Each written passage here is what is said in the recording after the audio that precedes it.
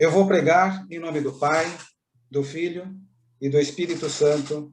Amém. O capítulo 3 do Evangelho de Lucas, ele é basicamente a narrativa sobre João preparar o caminho de Jesus. E isso é feito do versículo 1 até o versículo 20. Então, agora começa, de fato, o Evangelho de Lucas, propriamente dito. O Evangelho da infância de Jesus, que vai de Lucas, capítulo 1, até o capítulo 2, ele provavelmente existia à parte, né, separado, e mais tarde que ele foi acrescentado como um prólogo profético, tá? E Lucas, é importante, acho que já foi falado isso, é o único evangelista que se preocupou em mostrar o que precedeu a atividade pública de Jesus. Mas antes dela, a atividade pública de Jesus, veio a atividade de João como preparador do ministério de Jesus. João é tido como pertencente, ele ainda é tido como pertencente ao Antigo Testamento. E como último profeta do Antigo Testamento, a missão dele é provocar a conversão para que o povo ele esteja aberto e esteja disponível para a manifestação do reino de Deus que vai vir com Jesus. Então, Lucas ele procura situar o início da nova história dentro do desenvolvimento da história daquela época, em que o domínio do Império Romano era totalmente preponderante.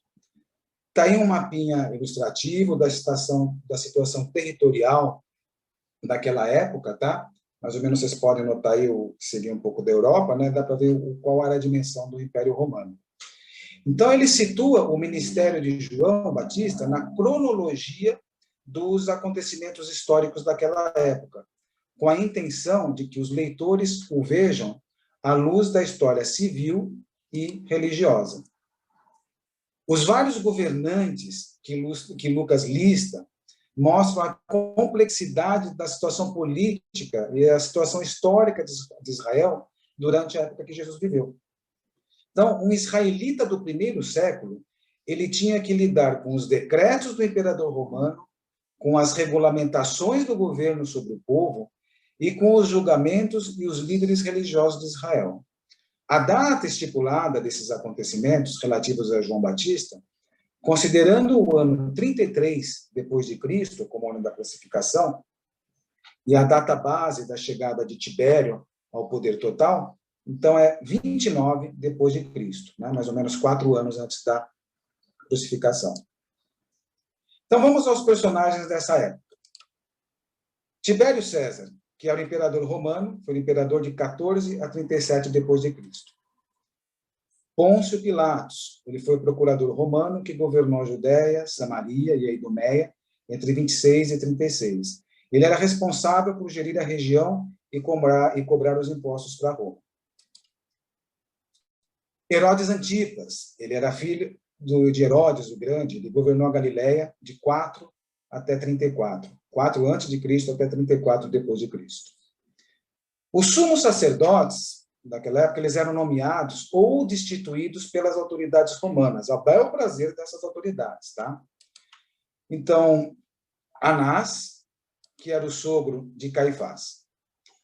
Anás ele foi muito influente durante o mandato dele, que foi de 6 a 14. Caifás, que foi o sucessor de Anás, né? De Anás, lembrando que Anás era o sogro de Caifás, ele foi um dos inquisidores de Jesus. Então, além de Caifás, todos os 5 filhos de Anás, eles exerceram o sumo sacerdócio em um determinado ponto. Então, fica claro que Anás, ele conservou a influência, bem como o título que ele tinha, por um bom tempo. Então, vamos à missão de João. Então, assim como Jeremias, João ele foi marcado desde o nascimento como um profeta, né? E agora ele é chamado para a missão como eram chamados os antigos profetas. Ele vive e age no deserto, o que lembra um pouco o primeiro êxodo para sair da escravidão do Egito, e também o segundo êxodo, que era a volta do exílio na Babilônia. Então, agora chegou o tempo do êxodo definitivo, que é o quê? A libertação para entrar no reino de Deus.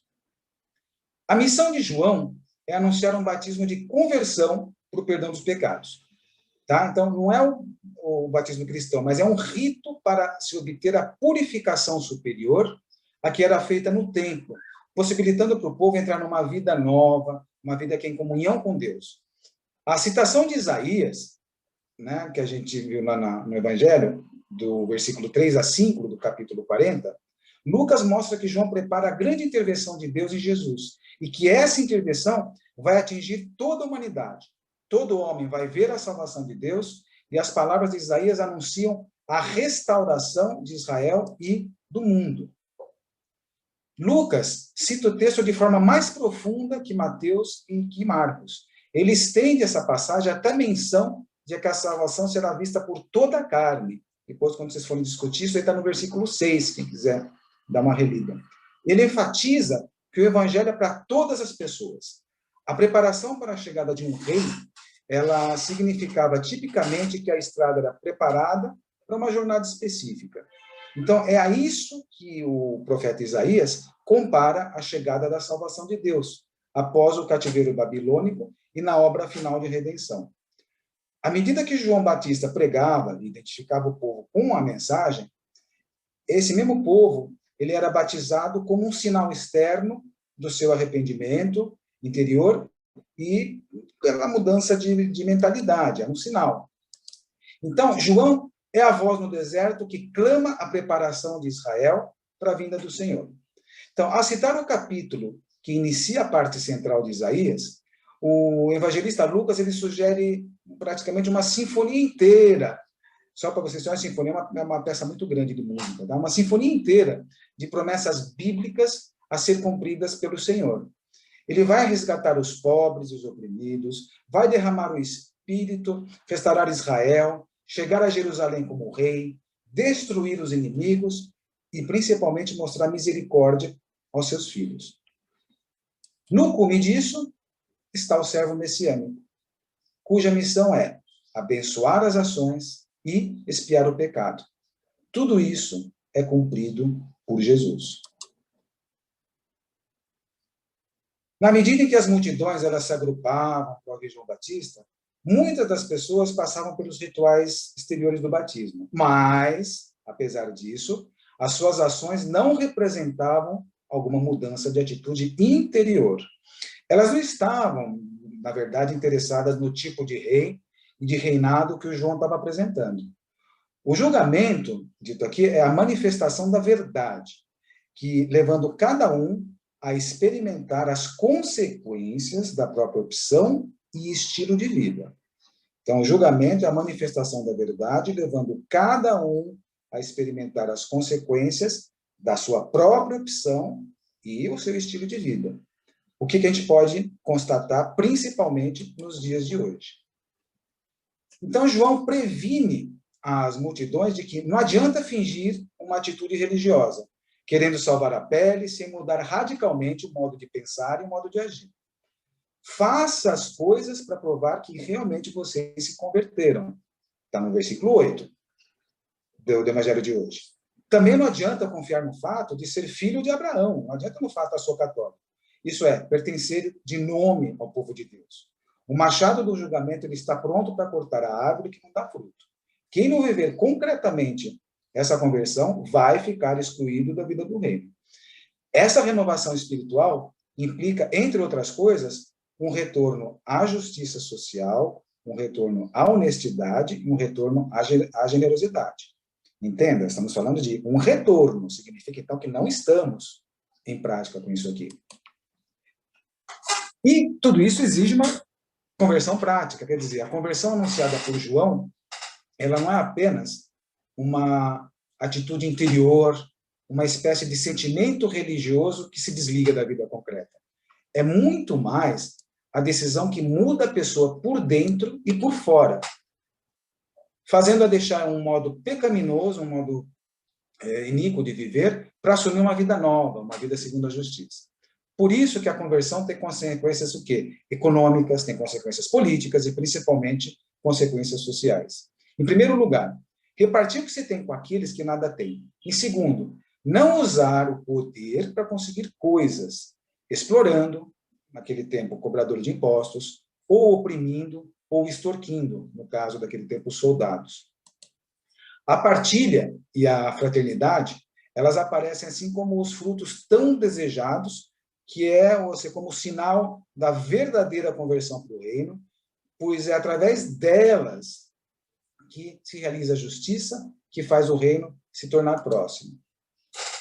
João, ele mostrou que uma mudança genuína de pensamento e comportamento, valorizando relacionamentos éticos e morais de umas com as outras, expressaria o real sentido do arrependimento e mudaria a ação da multidão, mudaria a ação dos publicanos e dos soldados. O arrependimento, ele era estipulado a fim de haver doação para os necessitados, fugir da ganância, fugir da desonestidade, de alcançar a integridade no desempenho do trabalho, de conseguir a contenção do abuso do poder e de obter a satisfação com o salário básico. Basicamente, tudo que se acontecia 2000 anos atrás permanece até hoje. Então, a gente pode encarar o chamado de João como perfeitamente no presente. Por outro lado, essa conversão tem uma face social. Não deve ficar apenas numa atitude individual de cada um, uma atitude isolada. Ela deve penetrar, ela deve transformar as relações sociais e organizar uma nova história. É a religião que exige mudanças radicais. Partilhar em vez de explorar, fraternidade em vez de opressão. Então, isso cria a justiça que produz vida digna para todo mundo, levando a humanidade a trilhar o caminho da paz. E naquele tempo, era grande a expectativa da vinda do Messias Salvador. Então, muitas pessoas se tornaram discípulos de João e muitos seguiram a Jesus. E os dois grupos, eles discutiam quem que era o maior, sendo que os discípulos de João Batista afirmavam, eles diziam que João era mais importante porque ele tinha vindo antes de Jesus. E dentre os 4 evangelistas, Lucas e João, eles procuram resolver essa questão mostrando, enfatizando o papel subordinado que tinha João. Então, para isso, Lucas contrapõe as duas pessoas e contrapõe os 2 batismos. João, ele não apenas declara que não é o Messias, mas ele também afirma, ele diz que ele não é sequer de ser escravo do Messias. No caso, quando ele fala que não é digno de desamarrar a correia das sandálias. Essa, no Evangelho, é a primeira menção direta a Jesus que foi feita por João. O batismo desse precursor do Messias era algo menor, se comparado ao que estava por vir de Jesus. Aquele que teria o batismo com o Espírito Santo e com o fogo. Isso está em Mateus 3, versículo 11.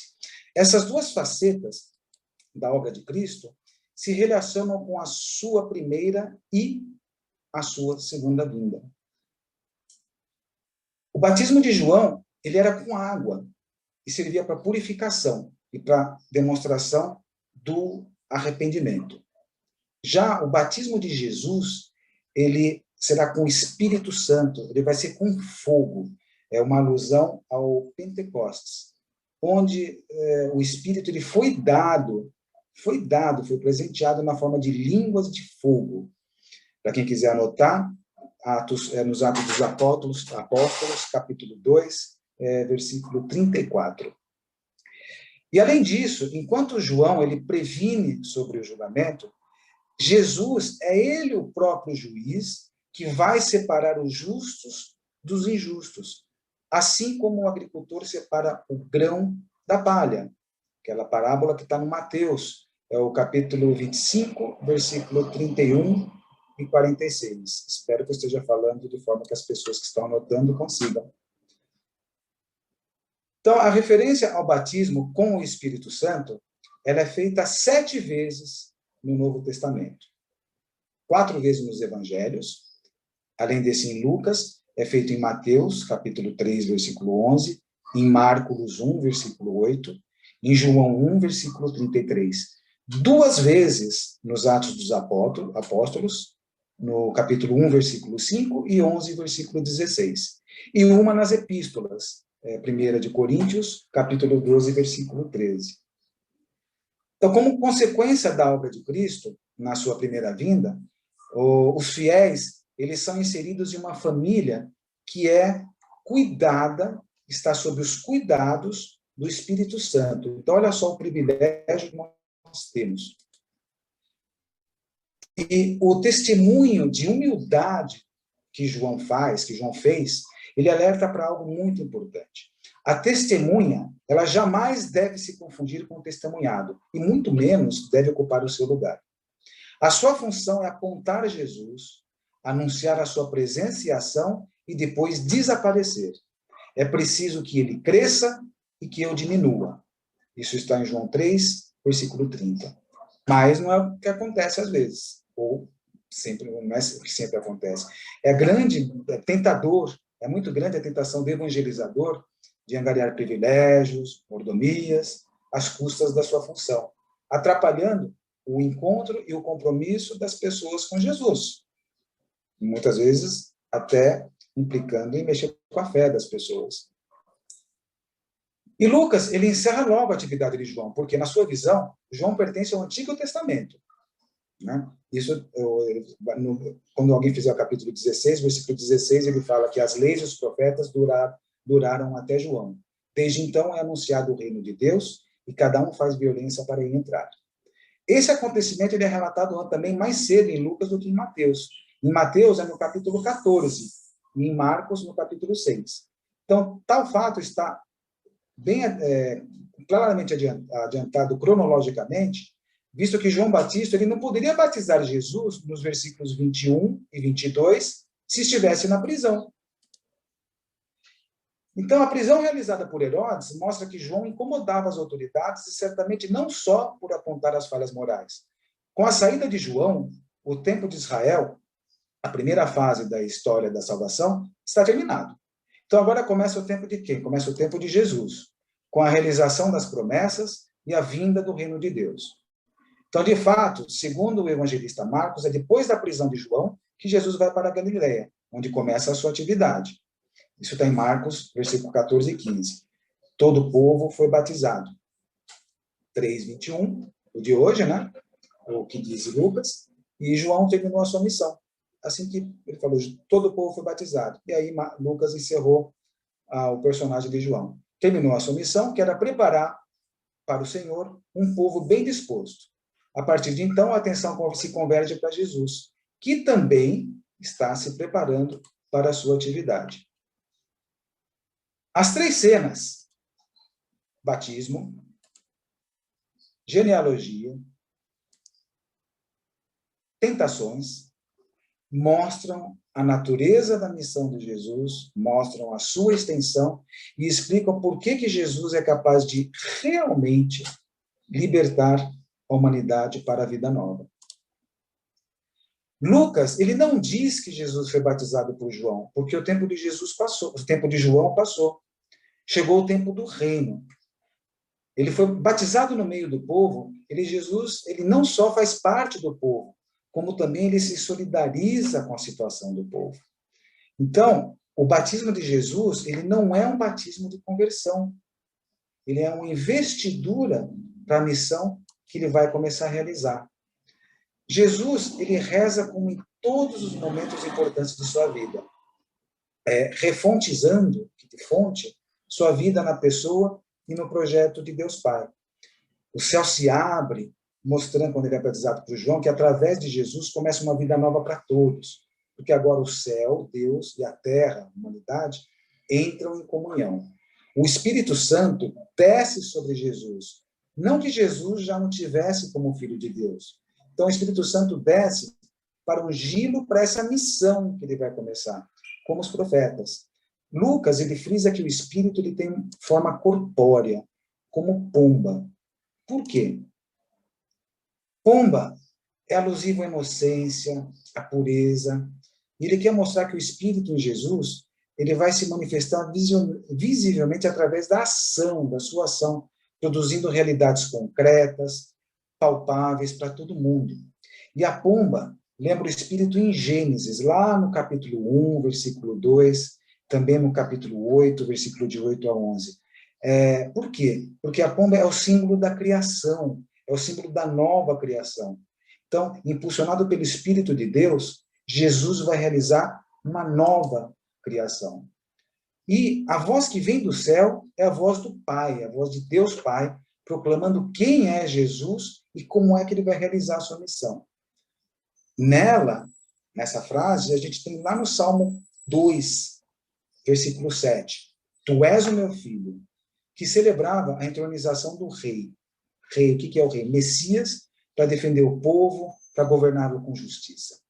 A segunda parte da frase de Deus vem de Isaías, no capítulo 42, versículo 1. Em ti encontro o meu agrado, em ti encontro a minha afeição, mostrando a consagração do servo de Javé, que iria realizar a sua missão através do serviço a Deus e ao povo.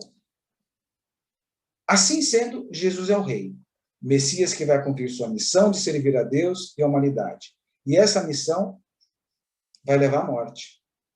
Pois filho amado lembra o sacrifício de Isaac, em Gênesis 22, versículo 2. Ou seja, para o que Abraão foi poupado de fazer, Deus deixará que o seu filho vá até a morte para que a humanidade tenha vida. E depois de apresentar Jesus como filho de Deus, Lucas o apresenta como filho da humanidade. A genealogia é uma forma de contar a história, que é uma sucessão de gerações. Legalmente, filho de José, a genealogia de Jesus é traçada a partir de José. E o que essa lista quer dizer? Primeiro, que Jesus é filho de seu povo, dos versículos 23 a 34, e de toda a humanidade, de 34 a 38. Ele veio trazer uma resposta para o anseio de todo mundo. Jesus é o Messias, filho de Davi, versículo 31, que vai realizar as promessas feitas a quem? A Abraão, da lista genealógica, versículo 34. Não só para Israel. Então, quando Lucas remonta a lista até Adão, ele apresenta Jesus como princípio de vida para todos. São 77 nomes na lista, um número simbólico para indicar a universalidade. A ação de Jesus ela vai atingir toda a humanidade. E qual que vai ser o resultado disso? Está no fim da lista. Se vocês lembrarem, quem que está no final da lista? Filho de Deus. Dando a sua vida de filho de Deus, Jesus vai reconduzir todas as pessoas ao Pai, cujo projeto é reunir toda a humanidade como sua família, que reparte a vida e a liberdade que Deus dá a todos. O elo final da genealogia indica a filiação de Adão na criação. À luz de afirmações semelhantes sobre Jesus, Lucas expressa uma ligação entre os dois. Cristo é um novo Adão, que regenera uma nova humanidade na vida e na graça de Deus. E eu fui ungido para falar em nome do Pai, do Filho e do Espírito Santo. Amém.